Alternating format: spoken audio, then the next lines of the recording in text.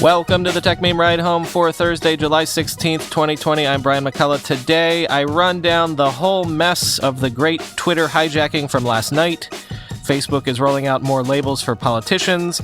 Facebook might also be positioning itself for a TikTok diaspora. Amazon now lets influencers run home shopping network-style shows on the website. And Apple officially has a podcast. Here's what you missed today in the world of tech. If you live on Twitter at all, then you might have noticed a great disturbance in the Twitter force last night, possibly the greatest disturbance we've ever seen. One by one, prominent accounts for Bitcoin, Barack Obama, Joe Biden, Ripple, Binance, Elon Musk, Bill Gates, Jeff Bezos, Wiz Khalifa, the Cash App, the list goes on and on. All of these accounts suddenly started shilling for what seemed to be a cryptocurrency scam. For example, here was the tweet from Joe Biden's account, quote, "I am giving back to the community. All Bitcoin sent to the address below will be sent back doubled. If you send $1,000, I will send back $2,000. Only doing this for 30 minutes, end quote. I don't know how much that would have been effective from the Joe Biden account, but maybe if you were getting that from Jeff Bezos or Elon Musk, you might take it seriously. For a while, everything was chaos. Some of the prominent accounts seemed to gain control of their accounts back, only to see them hijacked again. Quoting TechCrunch, "It became clear early on that this situation was not the case of a single account being compromised as we've seen in the past, but something else altogether. Even Apple, a company known for robust security, somehow fell victim to the scheme. As the issues continued, many verified Twitter users also reported being unable to tweet. Around 3:15 p.m. Pacific time, the official Twitter support account confirmed users may be unable to tweet or reset your password while we review and address this incident. By Wednesday evening, Twitter said that most tweeting should be back to normal, but functionality may come and go as the company, quote, continues working on a fix, end quote." Indeed, it was that period of time when all verified Twitter users, all those blue check marks, couldn't tweet at all, that everything was full-on chaos. Fortunately for me, I've never been verified, so I could still tweet, but a ton of folks couldn't. Cue much gnashing of teeth, cue much rending of garments, cue a lot of snark about how the haves and have-nots were suddenly in stark relief on Twitter. I reached out to the most on-Twitter person that I know for a comment. This is hashtag creator Chris Messina from last night. Brian, I am so stressed out. This hack happened, and I can't tweet, and I'm losing my goddamn mind. I can't say anything about this hack that is happening on Twitter on my 14th Twitterversary. Whoever these effers are, I hope they find them and bring them to justice. Yes, lots of folks were caught up in the irony of not being able to tweet about not being able to tweet. Others were taking it with some humor. Mark Andreessen, who you might know has voluntarily kept himself off of Twitter for a few years now, eventually tweeted, quote, "Now feels like the perfect time to fully express my views on a bunch of highly controversial topics," only to tweet the automated warning from Twitter that his tweets couldn't be posted. By late last night, Twitter support tweeted the following, quote, "We detected what we believe to be a coordinated social engineering attack by people who successfully targeted some of our employees with access to internal systems and tools. We know they use this access to take control of many highly visible, including verified accounts, and tweet on their behalf. We're looking into what other malicious activity they may have conducted or information they may have accessed, and we'll share more here as we have it. Once we became aware of the incident, we immediately locked down the affected accounts and removed tweets posted by the attackers. We also limited functionality for a much larger group of accounts, like all verified accounts, even those with no evidence of being compromised, while we continued to investigate this. This was disruptive, but it was an important step to reduce the risk. Most functionality has been restored, but we may take further action and will update you if we do. We have locked accounts that were compromised and will restore access to the original account owner only when we are certain we can do so securely," end quote. Apparently, most accounts are now functioning again as of this morning.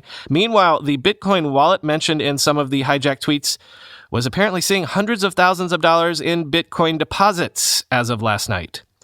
So how did this all happen?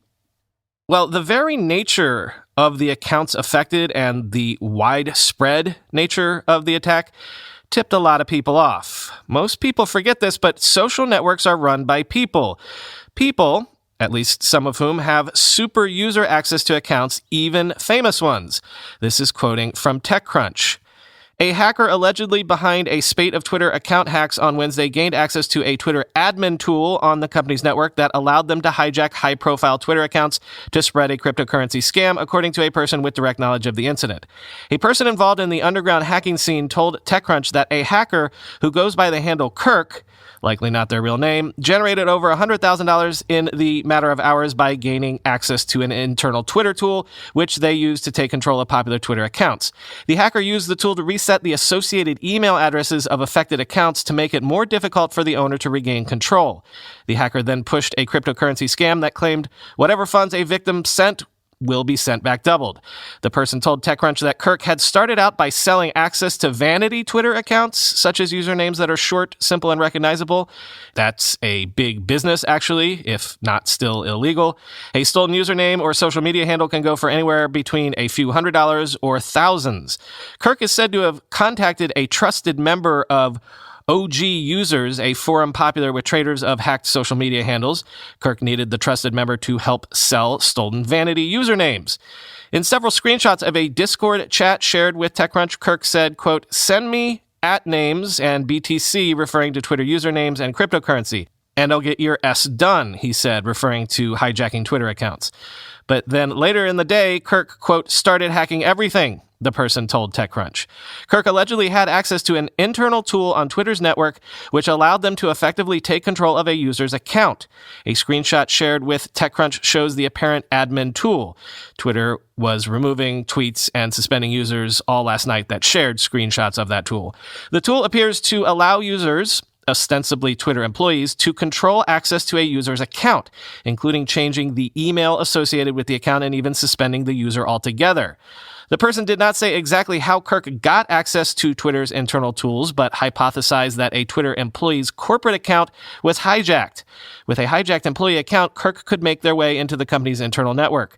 The person also said it was unlikely that a Twitter employee was involved with the account takeovers, end quote.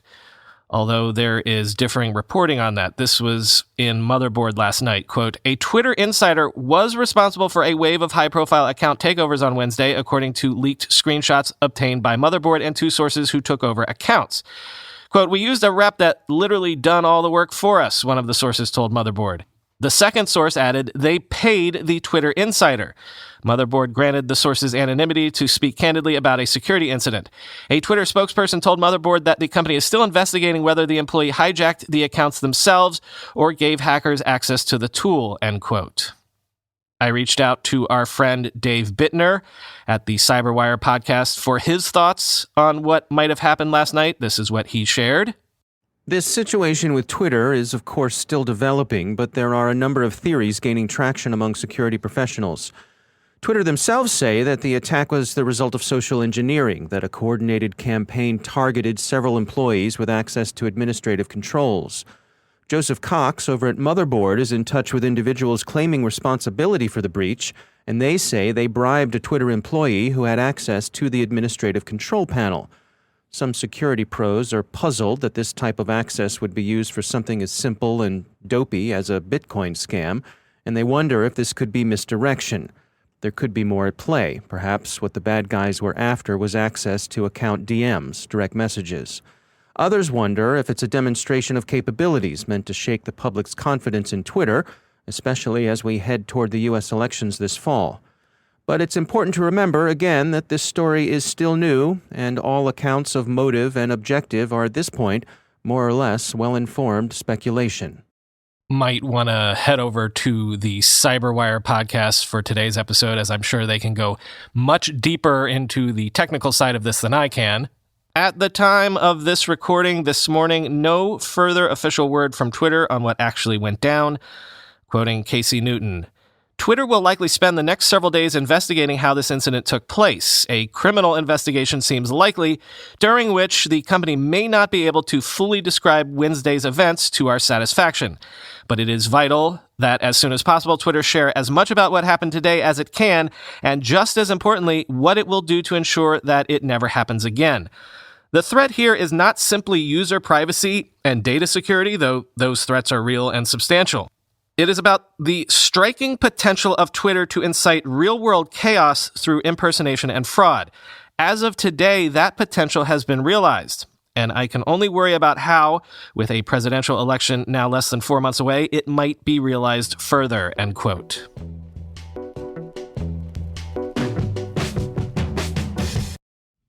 Are you bored with your workout regimen? Well, I've got a new one for you, Fight Camp. Fight Camp brings the boxing gym to your living room. They provide all the gear and top trainers, everything you need to get great workouts in the comfort of your home. And via their convenient app, Fight Camp gives you access to some of the best trainers in the world, ranging from a pro MMA fighter to a kickboxing world champion. If you're new to boxing, their 12-week starter program teaches you the fundamentals of boxing while you get a great workout every time. The workouts are structured like traditional boxing rounds, 3 minutes of intense boxing and bodyweight exercises, and then 1 minute of rest. It's the perfect high-intensity interval training. Access over 400 different workouts for all fitness levels and skills, with 4 new ones added every week. And it's affordable. Fight Camp offers flexible financing for as low as 0% APR. And right now, as a limited time offer, you can try Fight Camp for 30 days with their money-back guarantee.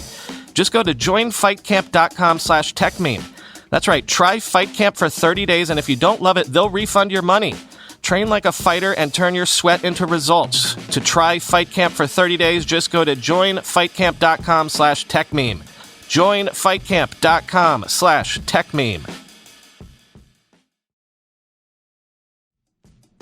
Let's take a look at a specific type of company that Tiny tends to like to buy. If what I'm about to describe sounds like you need to talk to Tiny. Let's say you've raised some money and you've built a good business with serious revenue and maybe some profits. But you know at this point you're never going to achieve venture scale.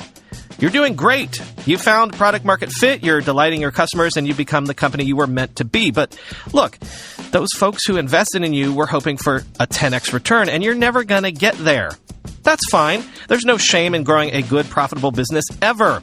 Your investors need a soft landing, though, and that's fine, too. Your company needs a good home for the long term. That's exactly where Tiny comes in. Tiny knows founders want to sell their companies without dealing with the brain damage that sometimes entails. Founders don't want to freak out their team, don't want to jeopardize their hard work by flipping to short-term oriented buyers, don't want to answer to micromanaging boards. If this is you, go talk to Tiny and get to know a buyer who will put all your fears to rest. tinycapital.com. And when you get in touch, tell them Brian sent you. Facebook is rolling out labels to all posts from presidential candidates and federally elected officials that mention voting or ballots, quoting Axios. The labels rolling out today aren't a judgment of whether the posts themselves are accurate, but are instead meant to signal to Facebook users that they can get the most accurate information about voting by leading them to an official government website. Posts that specifically reference voting by mail will link to an official government website on absentee voting.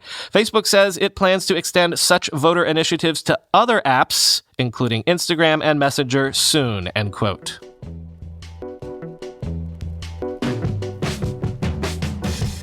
Remember when I speculated about what might happen if TikTok were to somehow be banned suddenly for US users? Well, might some TikTok rivals be positioning themselves for just such an eventuality, no matter how unlikely it might be? Are they positioning themselves just in case? Sources are saying Facebook is planning to launch Instagram Reels, its answer to TikTok, to new markets in the coming weeks, including the US, UK, Japan, Mexico, and around 50 other countries. Interestingly, Reels has already stepped into the breach for the TikTok diaspora, quoting NBC News. Like TikTok, Instagram Reels lets users make and share 15-second video clips set to a vast catalog of music. Like TikTok, users can also borrow and remix audio from other people's videos. And like TikTok, users can see their clips go viral in a featured Reels section of the most popular videos. Facebook first launched Reels in Brazil last November and expanded it to France and Germany last month. It launched in India last week, just days after India banned TikTok and more than 50 other Chinese apps, citing privacy and security concerns, end quote. Amazon has launched a new live streaming option for influencers on its Amazon Live service. Essentially, this is a home shopping network style video feed right inside of Amazon's retail site, quoting TechCrunch. The influencer program quietly debuted in 2017 as a way for Amazon to capitalize on the growing trend of influencer marketing as a way to drive sales. The program itself is a step up from the Amazon Associates program, as it requires approval to join and gives influencers their own page with an Amazon URL to showcase their recommendations. Though Amazon already catered to video creators through the program, the new live streaming option is focused on its own Amazon Live service, a sort of modern-day version of QVC that streams directly on Amazon's shopping site. Amazon Live launched last year as the retailer's latest effort to attract consumers by way of live video. On Amazon Live shows, hosts talk about and demonstrate products, much like they would do on home shopping networks. Underneath the video, a carousel guides consumers to purchase the items featured.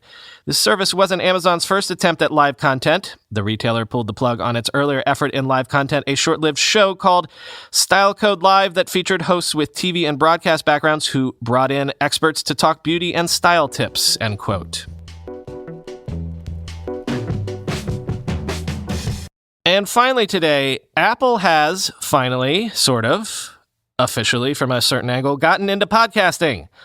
With the latest version of iOS, by the way, the iOS 13.6 update is out right now, Apple's News app has been updated to include an audio stories tab on Apple News Plus, and included in that is a daily audio news briefing produced by Apple called Apple News Today, as well as curated local news collections in 5 U.S. cities and regions. First, about that new Apple News audio tab, quoting Apple. Beginning today, Apple News will produce about 20 audio stories a week across a wide range of interests, narrated by professional voice actors. These are audio versions of some of the best feature reporting and long-form pieces published by Esquire, Essence, Fast Company, GQ, New York Magazine, Sports Illustrated, Time, Vanity Fair, Vogue, Wired, and more, and newspapers including the Los Angeles Times and the Wall Street Journal. Audio stories are now available to Apple News Plus subscribers in the U.S., end quote. In that same tab, you can now also see Apple News Today, its new brief morning news rundown show. And it's Apple News Today that interests us because it is available right now as a free podcast as well. You can subscribe to it in any podcast app that supports RSS. You don't have to be an Apple News Plus subscriber to listen to this. This is why I'm saying this is Apple's first official foray into podcasting. Quoting 9to5Mac, Apple News Today is published every weekday and is hosted by Shamita Basu and Duarte Geraldino, esteemed reporters from the world of news and public radio who Apple hired to host the show. As you might expect from an Apple production, the daily news is delivered with careful editing and editorial in a very high-quality production. You can listen to Apple News Today through the News app if you have access to the News Plus audio tab. Right now, this is only available for customers in the United States. The Apple News Today show will be featured at the top of the tab when new episodes air. With the release of iOS 13.6, Apple News is also available as an app in CarPlay, so you can listen to the Apple News Today update and all of the other audio stories quickly and simply from your car's dashboard, end quote. One personal note here, and a bit of a tie-in to this podcast. Duarte Geraldino is a friend of mine who I met when we did the TED residency program together a few years ago. And funny enough, you might know him as well.